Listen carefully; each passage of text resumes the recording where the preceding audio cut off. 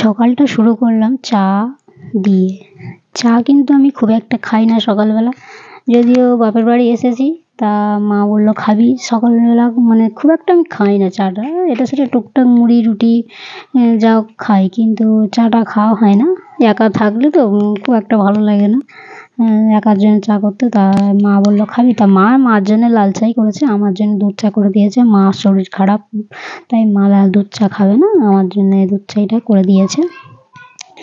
এবারে আমি বসে বসে একটু ডাল ভাজা, একটু পপকর্ন, একটু বিস্কুট, একটু নিমকি, মানে আমি চা খেতে বসলে আমার টুকটাক ফাইফুটকি খাবার আমার লাগে। আমার ওই যে অনেকে আছে মুড়ি দিয়ে খেতে ভালোবাসে, আমার মা সত্যি কথা যেটা মুড়ি চানাচুর দিয়ে মেখে দিলে আমার মা চা দিয়ে মুড়ি খেতে খুব ভালোবাসে। কিন্তু হ্যাঁ, আমিও ভালোবাসি, খারাপ লাগে না, কিন্তু আমার টুকটাক ফাইফুটকি খাবার দিয়ে আমার চা খেতে খুব ভালো লাগে। কার কেমন মানে চা দিয়ে যে বিস্কুট না মুড়ি না এইসব নিমকি বা টুকটাক খাবার খেতে ভালো লাগে জানাবে।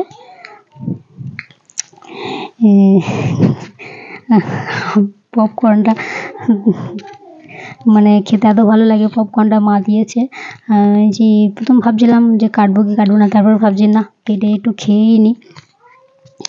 এদিকে চলে এসেছি মেয়ের খাবার বসাতে। আমার মেয়েটা এখন ঘুমাচ্ছে, সেই জন্য এখন খাবারটা করে নিচ্ছি। ওটসটা বসিয়ে দেবো, দিয়ে মেয়েটা বাপের বাড়িতে থাকলে মেয়েটা এত ভালো ঘুমায়, কিন্তু শ্বশুরবাড়িতে থাকলে মেয়েটা কেন জানি না ঘুমায় না। আমার সেই জন্য আর যেন কষ্টটা বেড়ে যায়। বাপের বাড়িতে কত সুন্দর ঘুমাচ্ছে, দেখাবো।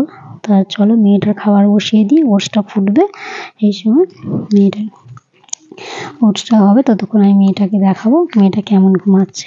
তো চলো, এদিকে মাও বসে নিচে ওখানে বসে সবজি আটা ময়দা এসে মেখে নিচ্ছে, যেহেতু আমার দাদা কাজে বের হবে, তার জন্য দাদার জন্য টিফিন করছে, টিফিন করবে আর কি, সব কিছু কাটাকুটি করছে। সকালটায় উঠলেই যেন মুখটা কেমন গোমড়া হয়ে থাকে, মুখটাতে যেন কোনো হাসি থাকে না, যেন মুখ বন্ধ করে কাজ করেই চলেছে, এরকম একটা ব্যাপার।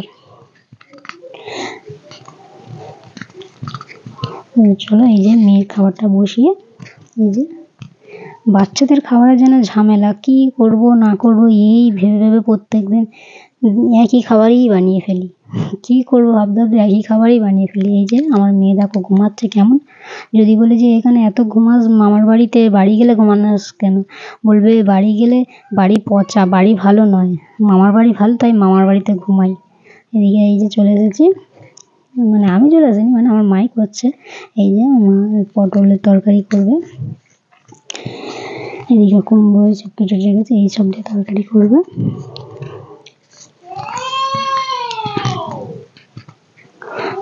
আর এদিকে মানে আমাদের খুন্তি নেড়ে অভ্যেস জানো যেহেতু, তাই খুন্তিটা পড়ে আছে দেখে আমি আর থাকতে পারলাম না, নাড়ানাড়ি শুরু করে দিলাম। মা ওদিকে আটা মাখছে, আমি একটু নাড়ি, যেহেতু আমাদের রান্না করে অভ্যেস, তাই খুন্তি পড়ে আছে, সহ্য হচ্ছে না আর কি গায়ে, তাই একটু নাড়া শুরু করে দিয়েছি। তো থ্যাংক ইউ, ভিডিওটা এই পর্যন্ত, পরের পার্টে আবার